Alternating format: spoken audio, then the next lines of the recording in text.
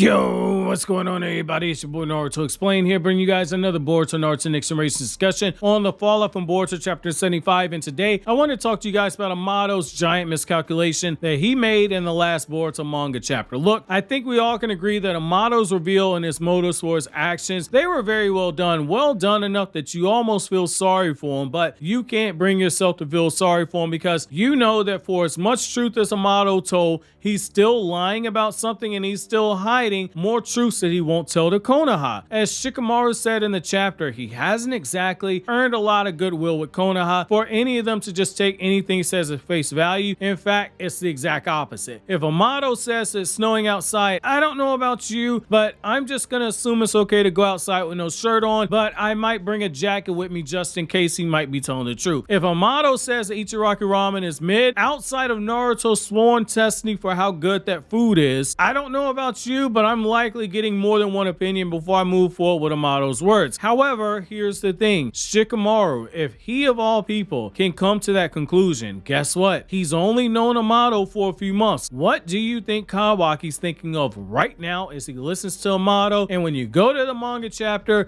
and you see the way that Kawaki was making faces as he was listening to Amado, this is something bubbling over. There's no love lost between Kawaki and Amado. Amado views him as a test subject and a tool that can be used to bring back his daughter. Kawaki, on the other hand, to say that he hates Amado is an absolute understatement. The only person who hates Amado more than Kawaki is Ada, and the only reason she gets the edge is Ada has said more than once she wants to kill Amado for making her into a cyborg against her will and giving her those control powers over people's hearts. Right now, Amado is a man asking for a really big request, and he's done nothing to show that he's worthy of the very help that he's begging for. In fact, he's shown the opposite. The only thing that surpasses Amado's shadiness and the lines that he's willing to cross in order to reach his goals are Konohamaru's love for literally being grilled for Kashin Koji's restaurant opening, and how fast I'm about to mention Established Titles, which is the sponsor of today's video. Established Titles is a fun and novel way to preserve the natural woodlands of Scotland while helping with global reforestation efforts. It's a project based in historic Scottish custom where landowners are referred to as lairds or lords and ladies in English. With Established Titles, you get at least 1 square foot of dedicated land on a private estate in Edelston, Scotland, and an official certificate with the crest, which has a unique plot number to show you your land. Established Titles plants a tree with every order they receive and work with charities like One Tree Planet and Trees for the Future to support global reforestation efforts. Just as Naruto gets to call himself Lord Hokage, you can officially call yourself Lord or Lady, which now that I have this certificate calling me a Lord, it's going to be on my desk and everybody who comes to my office has to call me the Lord. And you can get it on your credit card or your plane tickets, or you sussy bakas can even use it on your dating profiles. If you go for the romantic route, you can also purchase the couples pack, which comes with adjoining plots of land. The first 200 people purchasing the title pack using my link will effectively be next to my plot within a few minutes of walking distance from it. Depending on how many of you guys want to become a lord or a lady, we can build our own little Naruto Explained kingdom. My late grandmother, who just passed away, not only loved flowers but also trees as well, so I'm gonna purchase one to honor my late grandmother. It makes an amazing last minute gift. Established Titles is actually running an early Black Friday sale, plus if you use the promo code EXPLAIN, you get an additional 10% off. Go to establishedtitles.com/explain to get your gift and help support the channel. Thank you again to Established Titles for sponsoring today's video. So here's the thing we gotta keep in mind. Would any of us really be surprised if Kawaki were to hear Amado's sob story about his daughter, how he tried to clone her, bring her back to life, and how Amado needs Kawaki's help to resurrect her, and Kawaki just turns his nose up at Amado? Would any of us really be shocked? I know I wouldn't. While Kawaki doesn't have a black heart of stone, there's still some good left inside of him. The thing is that Amado is a literal reminder of the very past that has tormented Kawaki for all these years. In the Boruto anime, when Ishiki was counting down to Kawaki, counting down to 0, being the moment where Ishiki was saying he was going to kill Naruto, Kawaki had the ghost of Jigen standing in front of him.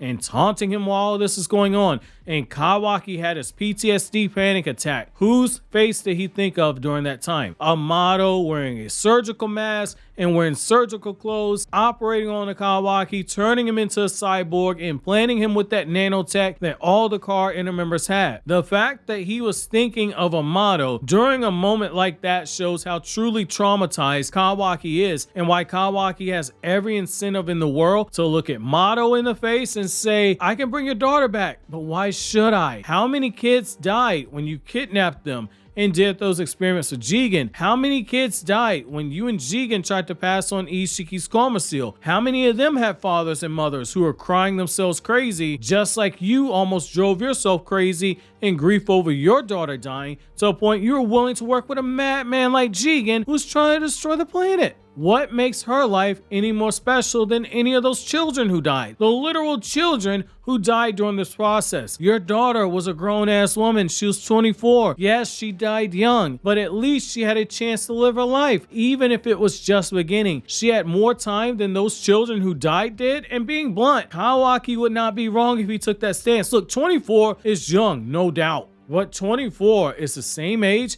that Minato became a father and died. 24 is the same age that Kushina became a mother and died. 24 is young, but 24 years has a lot of life experiences depending on the decisions you make. Whereas young children, 6 or 7 years in age, they're still learning about the world, and they're still dependent on their parents in so many ways for so many different things. Even when they are forced to grow up early, they're still dependent. Would we truly be shocked if Kawaki made a refusal to Amado's wish to revive his daughter? Would anyone in that room really have any grounds to argue on Amado's behalf? Maybe Naruto makes that appeal because Naruto's a father and he went through the pain briefly of losing a child, to the point where Naruto was so struck with disbelief he couldn't even keep his Sage Mode activated during that time because he was so mentally shattered. Can someone tell Kawaki to overlook what happened to him in the past when he was a child in the distant past, and overlook what happened to him in the recent past when he was given the karma seal against his will and never told the true purpose of it? Can someone tell Kawaki he's wrong to refuse Amado, a man who violated his body not just once but on 3 separate times against his will? The first time with the ninja tech, the second time assisting Jigen with the karma transplant, and the third time when he gave him the karma and didn't tell him. Naruto is a series that dabbles with the concepts of forgiveness, but Kawaki is more likely to kill Amado and tell anyone upset about it that they can just sprinkle Amado's ashes on a blunt and smoke that shit before Kawaki respectfully takes the urn and disrespectfully pisses in the urn where Amado's ashes are kept. However, that brings up the big question: if Amado is willing to go through so much extremes and go to such dire lengths to revive his daughter and play 4D chess with Jigen and Ishiki to get to this point, and then play chess again with Shikamaru while making Shikamaru think he was playing checkers, is he going to be stopped by a simple no? I don't think so, and that all goes back down to the shutdown code. It's not just enough for Amado to have a shutdown code placed in the Kawaki in case things get out of hand. Someone like Amado, who wants something this desperately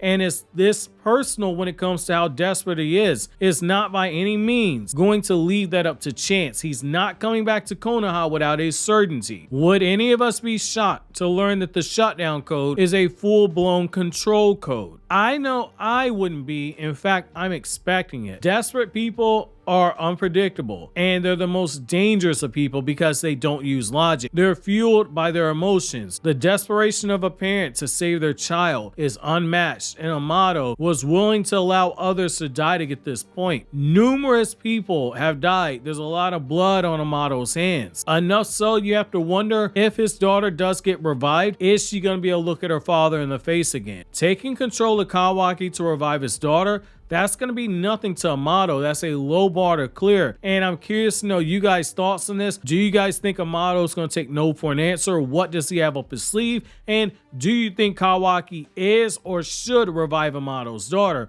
While you think that over, click here to watch this Kryptonian Saiyan video, or click here to watch this Naruto Explain video.